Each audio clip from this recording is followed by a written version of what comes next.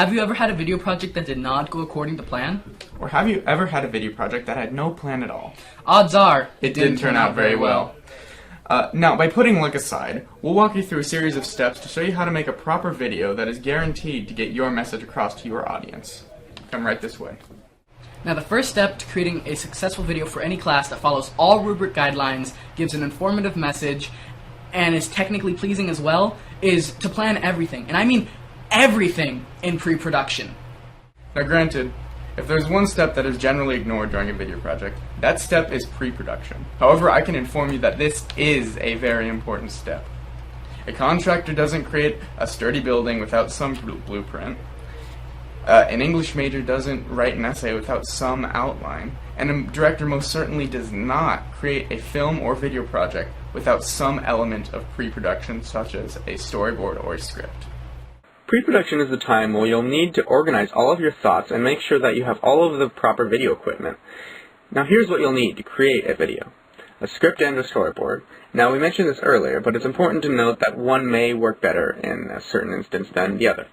So, for example, if you're filming a trailer without much dialogue, a storyboard may work better than a script. However, if you're filming a broadcast of, say, the French Revolution, it would work much better if you had a script instead of a storyboard, although a storyboard may help.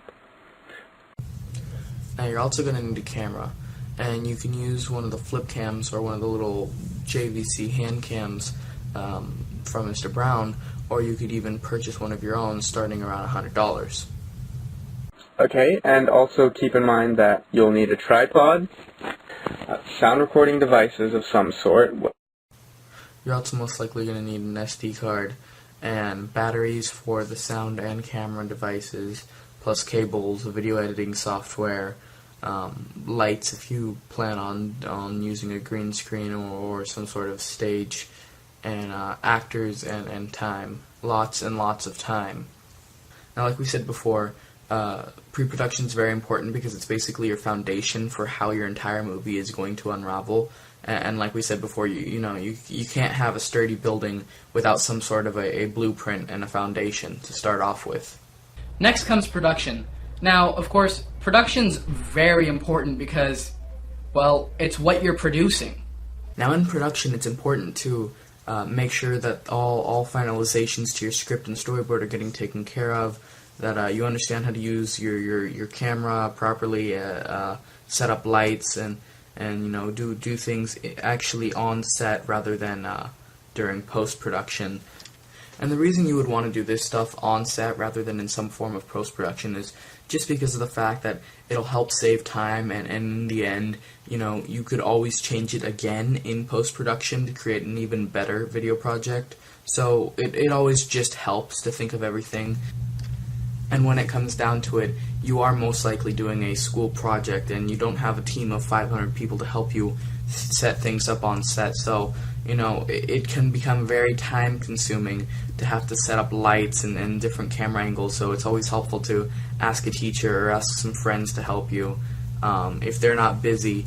And it just helps everything, you get better feedback and everything goes smoother, and it all just helps make it work out better in the end. And now comes post-production. Now post-production becomes just as necessary as pre-production, if not more.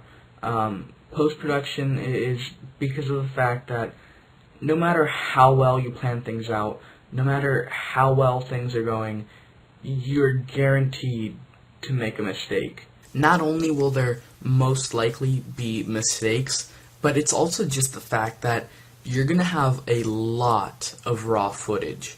Like, for example, even this public service announcement that we are creating right now, we have about 8-9 minutes of raw footage.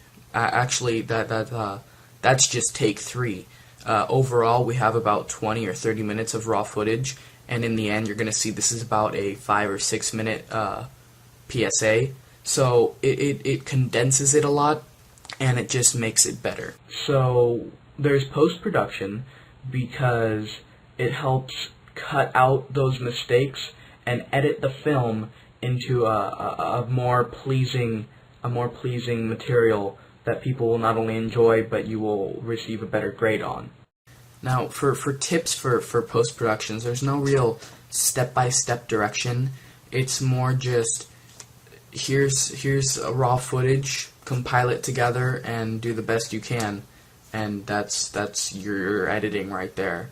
So, I mean, there's no real tips. It's just mostly what work you do. We hope that these tips were enough for you to put together a successful video project. And hopefully you will take our advice and use them in your upcoming projects. Thanks for watching.